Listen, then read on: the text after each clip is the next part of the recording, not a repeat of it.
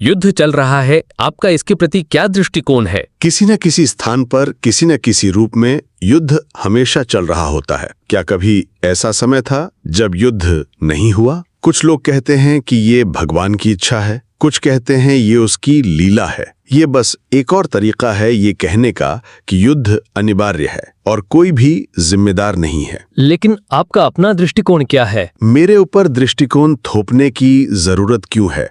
मेरा कोई निजी दृष्टिकोण नहीं है। निश्चित ही कोई तो जिम्मेदार है इस भयानक और अर्थहीन नरसंहार के लिए। लोग इतनी आसानी से एक दूसरे से क्यों मर जाते हैं? दोषी को अपने भीतर खोजो। मैं और मेरा की धारणाएं ही सभी संघर्षों की जड़ हैं। उनसे मुक्त हो जाओ और तुम संघर्ष से बाहर हो जाओगे। लेकिन अगर मैं संघर्ष से बाहर भी हो जाऊं तो उससे युद्ध पर क्या असर पड़ेगा? यदि मैं युद्ध का कारण हूं तो मैं नष्ट होने के लिए तैयार हूं। फिर भी ये तर्कसंगत है कि मेरे जैसे हजारों लोगों के मिट जाने से भी युद्ध रुकेंगे नहीं। ये मेरे जन्म से शुरू नहीं हुए और मेरी मृत्यु पर समाप्त भी नहीं होंगे। तो फिर मैं जिम्मेदार नहीं हूं। कौन है? संघर्ष और द्वंद्व अस्तित्व का ही हिस्सा है। क्यों न तुम ये पूछो कि अस्तित्व के लिए कौन जिम्मेदार है? आप ऐसा क्यों कहते हैं कि अस्तित्व और संघर्ष अलग नहीं हो सकते? क्या ऐसा कोई अस्तित्व नहीं हो सकता जिसमें द्वंद्व ना हो? मुझे स्वयं होने के लिए दूसरों से लड़ने की आवश्यकता नहीं है। तुम दूसरों से हर समय लड़ते हो। एक अलग शरीर मस्तिष्क, एक विशिष्ट नाम और रूप के रूप में अपने अस्तित्व के लिए, जिंदा रहने के लिए तुम्हें नष्ट करना पड़ता है। जिस क्षण तुम्हारा गर्भाधान हुआ, तुमने अपने वातावरण के साथ एक युद्ध शुरू किया, एक निर्दयी युद्ध जिसमें एक दूसरे को मिटा देने की होड़ है, जब तक कि मृत्यु तुम्हें मुक्त न कर दे। मेरा प्रश्न अब भी अनुत्तरित है। आप बस वही बता रहे हैं जो मैं पहले से जानता हूं, जीवन और उसका दुख। लेकिन कौन जिम्मेदार है ये आप नहीं कहते। जब मैं जोर देता हूं तो आप भगवान, कर्म या मेरी अपनी लालच और डर पर दोष डाल देते हैं, जो बस और अधिक प्रश्न खड़े करता है। मुझे अंतिम उत्तर दीजिए। अंतिम उत्तर ये है कि कुछ भी नहीं है। सब कुछ सार्वभौमिक चेतना के क्षेत्र में एक क्षणिक प्रकटता है। नाम और रूप के रूप में निरंतरता केवल एक मानसिक संरचना है जिसे मिटाना बहुत आसान है। मैं प्रश्न करते हुए बहुत सारे लोगों के पास गया। मैंने उत्तर के लिए धार्मिक और अधार्मिक लोगों से भी प्रश्न किया। कोई भी संतुष्ट नहीं हुआ कि युद्ध क्यों होता है। मैंने अपनी मनोवैज्ञानिक तरीकों का सहारा लिया और मेरे हमेशा के प्रश्न वहीं पर हैं। आप अपने उत्तर क्यों दूसरों पर थोपते हैं? लेकिन कोई तो है जो इस भयानक और अर्थहीन नरसंहार के लिए जिम्मेदार है। तो मैं गोश के बारे में ही पूछ रहा हूँ। यहाँ एक बच्चे की तस्वीर है जिसे सैनिकों ने मार डाला। ये एक तथ्य है जो आपकी आंखों के सामने है। आप इससे इनकार नहीं कर सकते। अब उस बच्चे की मृत्यु का जिम्मेदार कौन है? कोई नहीं और सब। दुनिया वही है जो इसमें है और हर चीज बाकी सभी को प्रभावित करती है। हम सब उस बच्चे की हत्या करते हैं और हम सब उसके साथ मरते हैं। हर घटना के अनगिनत कारण होते हैं और वो अनगिनत प्रभाव पैदा करती है। हिसाब रखना व्यर्थ है। कुछ भी पूरी तरह से पता नहीं लगाया जा सकता। आपके लोग कर्म और उसके फल की बात करते हैं। ये केवल एक मोटा अनुमान है। वास्तव में हम सब एक दूसरे के निर्माता और एक दूसरे की रचना है। हम एक दूसरे पर बोझ डालते हैं और एक दूसरे का बोझ उठाते हैं। तो क्या निर्दोष दोषियों के लिए कष्ट उठाता है? अज्ञान में हम निर्दोष होते हैं और अपने कर्मों में दोषी। हम अज्ञानवश पाप करते हैं और फिर बिना समझे दुख भोगते हैं। हमारा एकमात्र आशा यह है कि रुकें, देखें, समझें और स्मृति के जाल से बाहर निकलें, क्योंकि स्मृति कल्पना को पोषित करती है और कल्पना वासना और भय को जन्म देती है। मैं कल्पना करता ही क्यों हूं? चेतना का प्रकाश स्मृति की फिल्म से होकर गुजरता है और तुम्हारे मस्तिष्क पर चित्र डालता है। तुम्हारे मस्तिष्क की अव्यवस्थित और कमजोर स्थिति के कारण जो तुम देखते हो वो विकृत होता है और पसंद नापसंद की भावनाओं से रंगा होता है। अपने सोचने के ढंग को व्यवस्थित करो और भावनात्मक रंगों से मुक्त करो।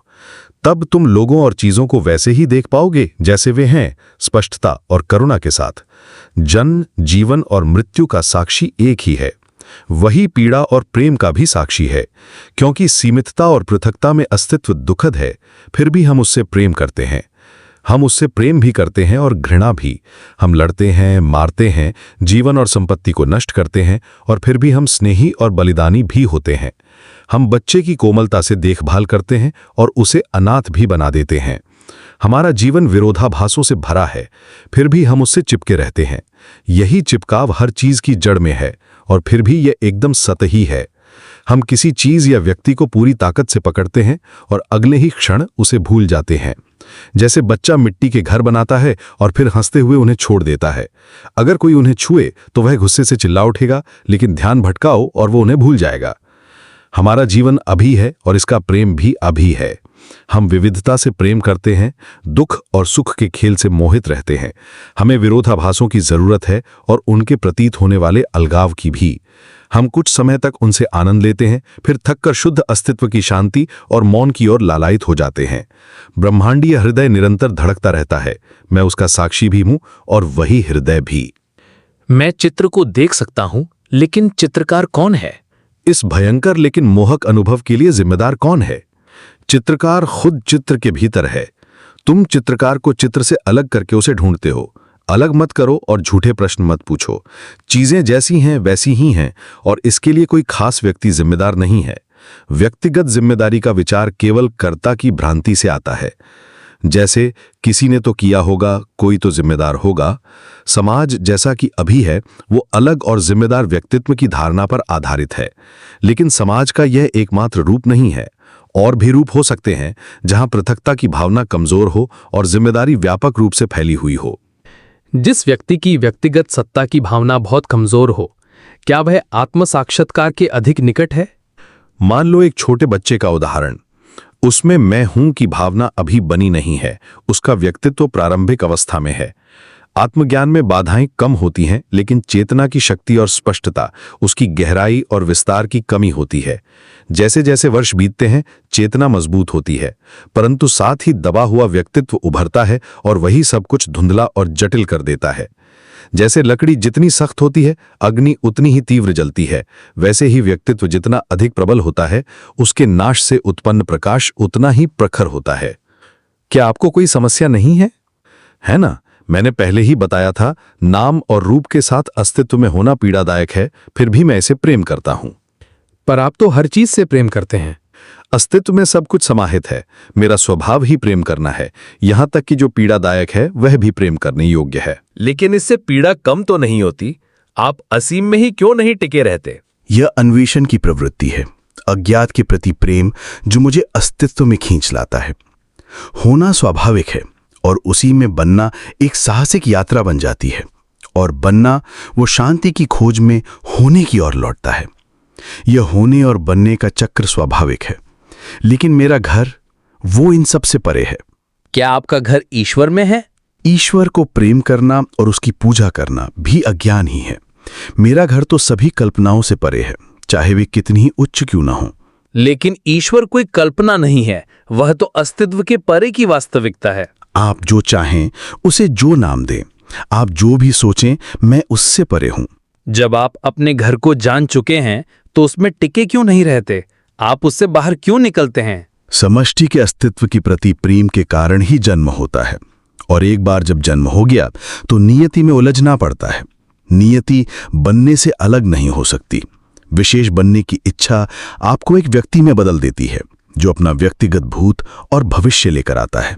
किसी महान व्यक्ति को देखो, वह कितना अद्भुत था, फिर भी उसका जीवन कितना संघर्षपूर्ण था और उसके फल कितने सीमित। मनुष्य का व्यक्तित्व कितना पराश्रित होता है और उसकी दुनिया कितनी उदासीन, और फिर भी हम उससे प्रेम करते हैं, उसे बचाकर रखते हैं, उसी की नगण्यता के कारण। युद्ध जारी है, चारों ओर अराजकता है, और आपसे एक फूड सेंटर की जिम्मेदारी लेने को कहा जाता है। जरूरी संसाधन उपलब्ध हैं, बस काम को अंजाम देना है। क्या आप ये जिम्मेदारी लेने से इनकार करेंगे? मेरे लिए काम करना या ना करना दोनों एक समान है।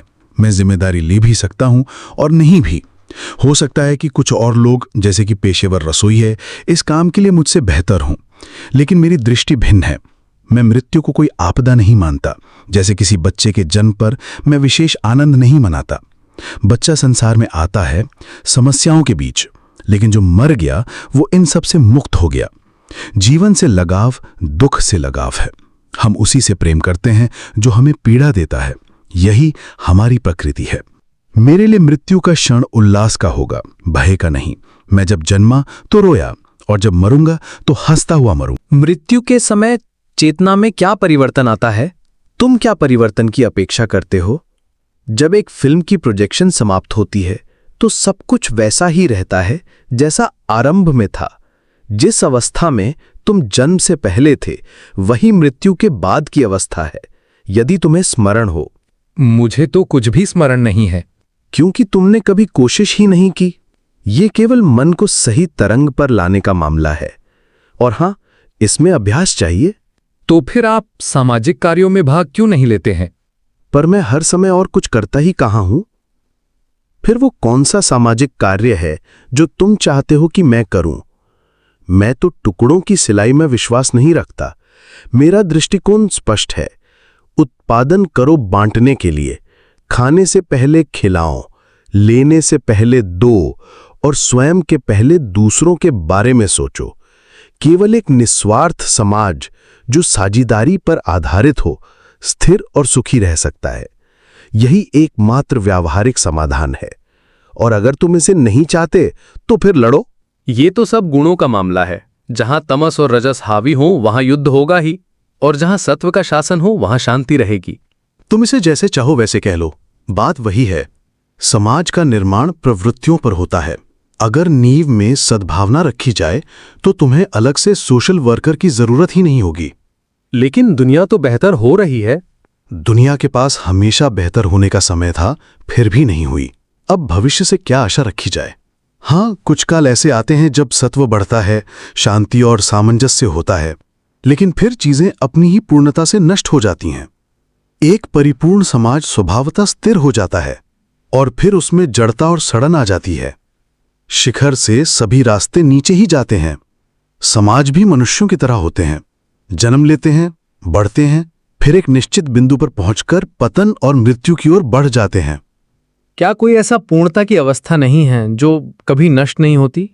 जो कुछ भी प्रारंभ हुआ है उसका अंत भी निश्चित है। जो कालातीत है वही पूर्णता है, यहीं और अभी।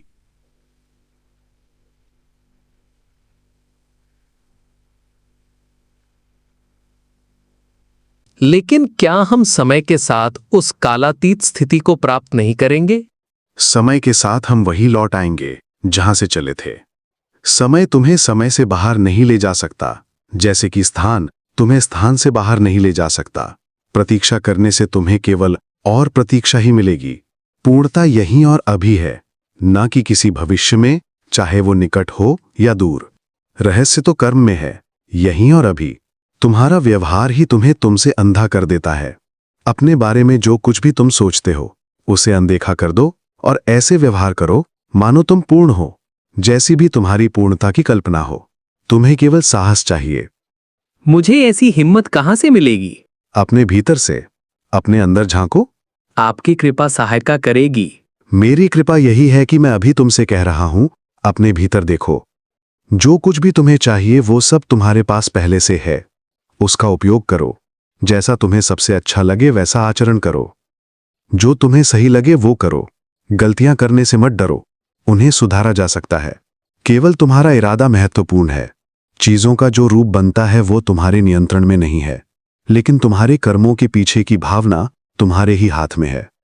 यदि कर्म अधूरेपन से उपजता है तो वो पूर्णता की ओर कैसे ले जाएगा? कर्म पूर्णता की ओर नहीं ले जाता, बल्कि पूर्णता ही कर्म के माध्यम से प्रकट होती है। जब तक तुम स्वयं को अपने कर्मों से आंकते हो तब तक उन्हें अत्यधिक ध्यानपूर्वक करना चाहिए, और जब तुम अपने स्वभाव का अनुभव कर लोगे तब तुम्हारा आचरण स्वाभाविक रूप से परिपूर्ण हो जाएगा। यदि मैं सदा से ही पूर्ण हूं तो फिर मेरा जन्म क्यों हुआ? इस जीवन का उद्देश्य क्या है? यह ऐसा ही है जैसे कोई पूछे, सोने को आभूषण बनाने से उसे क्या लाभ होता है? आभूषण को सोने की चमक और सुंदरता मिलती है, लेकिन सोना स्वयं समृद्ध नहीं होता। इसी प्रकार जब सत्य कर्मों के माध्यम से प्रकट होता है तो कर्म अर्थपूर्ण और सुंदर हो जाता है। वास्तविकता को अपनी अभिव्यक्ति से क्या प्राप्त होता है? उसे कुछ भी प्राप्त नहीं होता, बिल्कुल कुछ भी नहीं। लेकिन प्रेम का स्वभाव है स्वयं को प्रकट करना, स्वयं को स्वीकार करना और कठिनाइयों को पार करना। जब तुम ये समझ जाओगे कि ये संसार प्रेम की अभिव्यक्ति है तो तुम इसे एक नई दृष्टि से देखोगे। लेकिन उससे पहले तुम्हें पीड़ा के प्रति अपना दृष्टिकोण बदलना होगा। पीड़ा सबसे पहले ध्यान आकर्षित करने का एक आह्वान है, और ये भी प्रेम की एक गति है। सुख से अधिक प्रेम को चाहिए विकास, चेतना और अस्तित्व की गहराई और विस्तार। जो भी इस विकास में बाधा बनेगा वो पीड़ा का कारण बनेगा, और प्रेम पीड़ा से कतराता नहीं है। सत्व यानी वो शक्ति जो धर्म और क्रमबद्ध विकास के लिए कार्य करती है, उसे रोका नहीं जाना चाहिए। अगर उसे बाधित किया गया तो वो स्वयं के विरुद्ध मुड़ जाती है और विनाशकारी हो जाती है। जहां भी प्रेम को रोका जाता है और पीड़ा फैलने दी जाती है, वहां युद्ध अनिवार्य हो जाता है। जब हम अपने पड़ोसी की पीड़ा की उपेक्षा करते हैं तो वही पीड़ा एक दिन हमारे दरवाजे पर दस्तक देती है।